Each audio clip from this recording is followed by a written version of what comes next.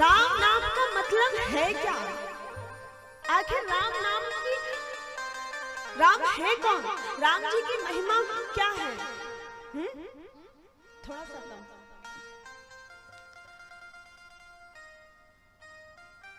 आप मुझे वो बताइए। देखो देखिए मुनिवर, एक राम जी को तो मैं जानता हूँ।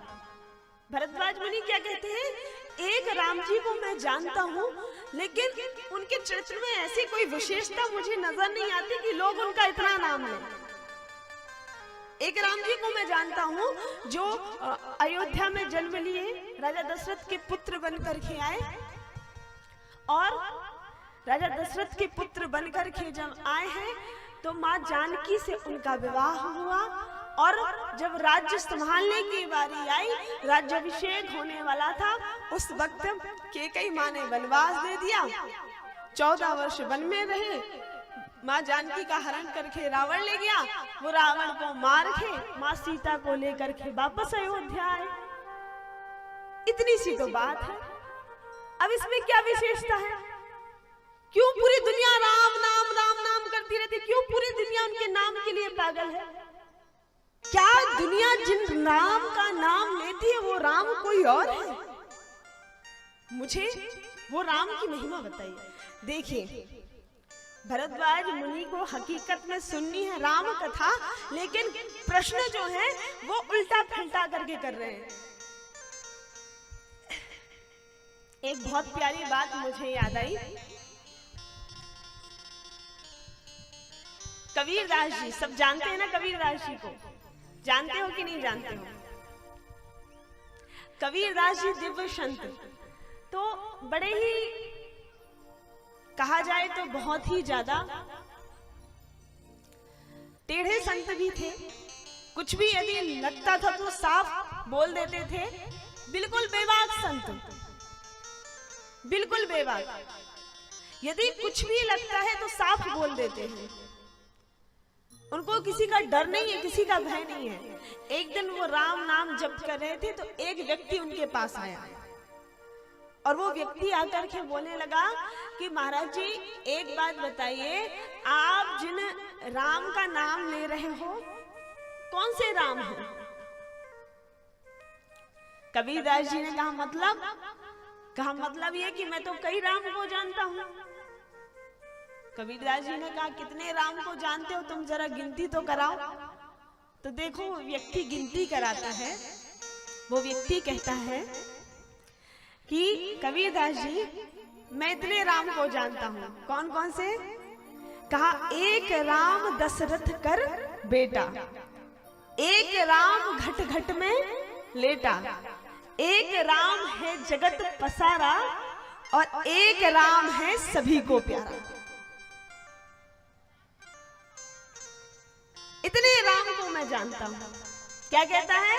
एक राम दशरथ कर बेटा, एक राम घट घट में लेटा, एक राम है जगत बसारा, और एक राम है सभी को प्यारा। ये हो गए 4। मैं 4 राम को जानता हूं। आप बताओ इनमें से आप कौन से राम का नाम ले रहे हो?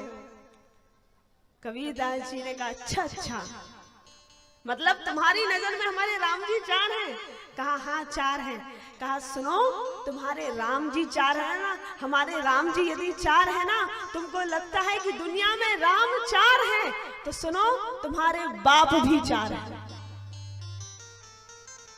अब वो तो दिल मिला उठा साहब, अरे क्या कह रहे हो महाराज जी? लेकिन कबीरदास जी किसी को डर ही नहीं। कैसी बातें कर रहे महाराज आप? ये कोई बोलने का तरीका? अरे मैं गिनवा रहा हूं ना कितने बाप हैं तुम्हारे,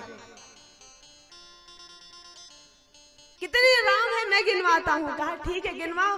तो वो कबीरदास जी बोलते थे सुनो, एक राम, एक बाप तेरे चाचा को भाई, एक बाप तेरे दादी को बारो, एक बाप तेरे नाना को जमाई, और एक बाप तेरे फूफा को सारो। हो गए 4। हो गए ना तुम्हारे बाप 4। अब जब उसने सुना, वो कहने लगा अरे महाराज जी कैसी बातें कर रहे हो, ये 4 तो एक ही है, मेरे तो एक ही बाप हैं। कहा जैसे तुम्हारे बाप एक हैं, मैंने तुम्हें इधर उधर करके 4 बता दिया, ठीक वैसे ही तुमने जिन राम जी को 4 बताया है, वो राम जी केवल एक ही है, वो राम एक ही है, वो राम सारे जगत के पिता है, सारे जगत के मालिक हैं।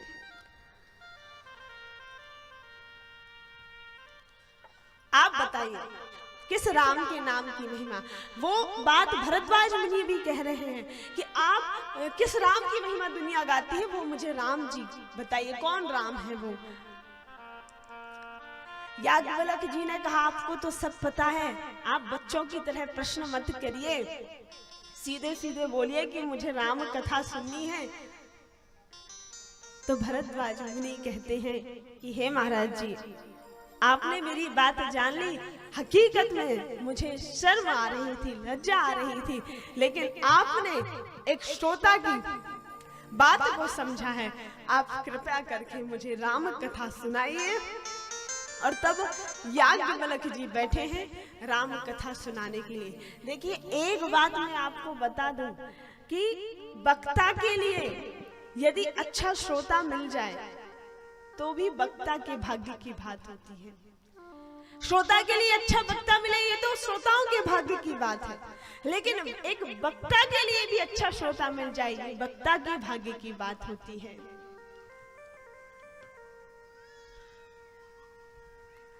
अर्जुन को कृष्ण मिले, अर्जुन को कृष्ण मिले ये अर्जुन के भाग्य की बात थी, लेकिन कृष्ण को भी सुनने वाले अर्जुन मिले जिनके सामने श्रीमद् भगवत गीता का गान किया है, ये मेरे भगवान श्री कृष्ण की सौभाग्य की बात है। यदि अर्जुन ही ना मिलते तो क्या श्रीमद् भगवत गीता हम सबको मिल पाती? तो वक्ता श्रोता दोनों के भाग्य की बात होती है साहब। यहाँ याज्ञवल्क्य जी और भरद्वाज मुनि बैठे हैं, भगवत चर्चा प्रारंभ हुई। याज्ञवल्क्य जी ने कथा को उस ओर मोड़ा, वर्णन करते हैं जो जो प्रश्न आज आपने मुझसे किए हैं ऐसे ही प्रश्न एक बार मैया पार्वती ने भोलेनाथ से किए थे। अच्छा हाँ, तो वर्णन कीजिए। और याज्ञवल्क्य जी ने कथा को थोड़ा अलग और मोड़ा और याज्ञवल्क्य जी वर्णन करते हैं। हे मुनिवर,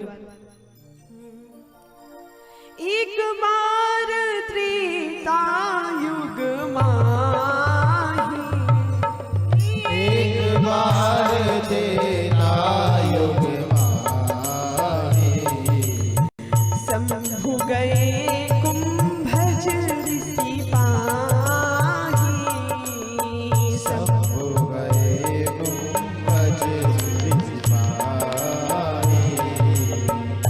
एक बार त्रेता युग माही,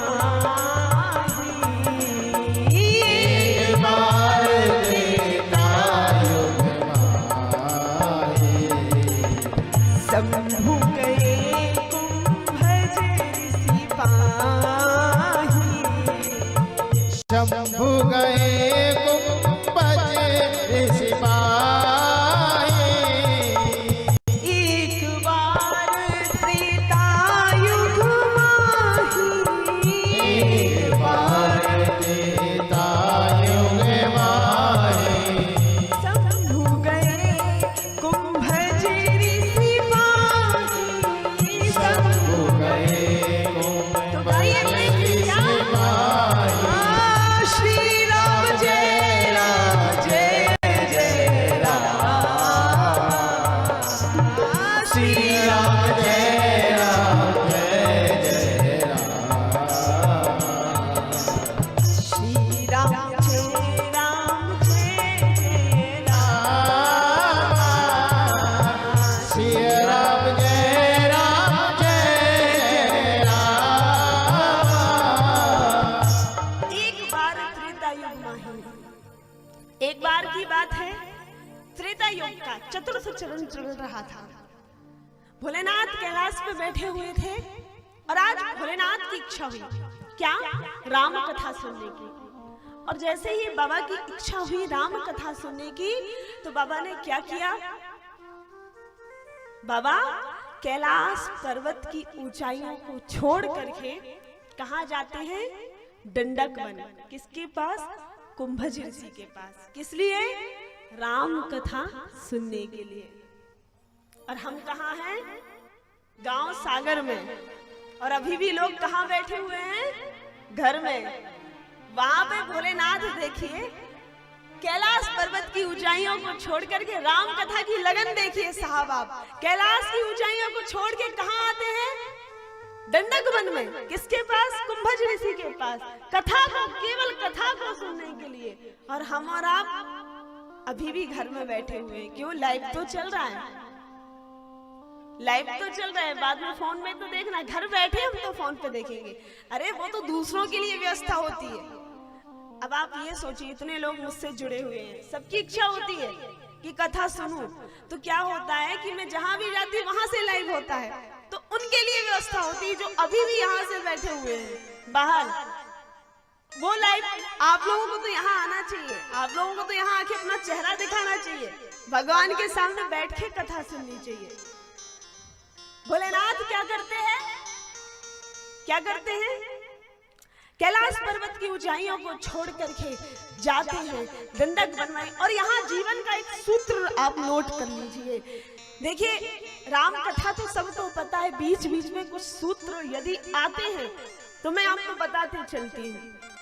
सूत्र ये है कि अक्सर जब हम कथा में जाते हैं तो कुछ लोगों के भीतर ये अभिमान आ जाता है। यदि उनके पास थोड़ा सा धन संग्रह हो जाता है तो अभिमान ये आ जाता है कि बताओ हम वहां जाएंगे, हमें जमीन पे बैठना पड़ेगा, 3 घंटे बैठ के कथा सुननी पड़ेगी, अच्छा लगेगा, इतने लोग देखेंगे, जमीन पे बैठ के कथा। अरे ये अभिमान किस चीज का? वो भोलेनाथ जो जगत पिता है, जगत के मालिक है, वो भोलेनाथ जो सारी सृष्टि का कल्याण करते हैं, उन भोलेनाथ के मन में कोई अभिमान नहीं है क्या? बताइए आप। केवल कथा के लिए ऊंचाइयों को छोड़ करके नीचाई पे आ रहे हैं।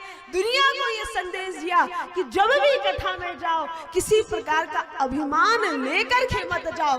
यदि अपना और अपने परिवार का कल्याण चाहते हो तो निरभिमान होकर के भगवान की कथा में जाकर के बैठो, तुम सबका कल्याण होगा। यहाँ ये नहीं सोचना चाहिए मैं बड़ा हूँ, मैं बड़ा आदमी हूँ, मैं सेठ हूँ, मैं माल गुजार। नहीं, यहाँ सब बराबर होते हैं। प्रभु की शरण में आप आए हो तो निराभिमान होकर के कथा को सुनो। ये सूत्र यहाँ है। कैलाश को छोड़ करके दंडक वन में आते हैं कथा सुनने के लिए। और क्या लगाव है साहब भोलेनाथ का। कहाँ उत्तर भारत से कहाँ दक्षिण भारत जा रहे हैं केवल कथा को सुनने के लिए। और अकेले नहीं जाते हैं, किसके साथ जाते हैं? बोलिए, किसके साथ जाते हैं?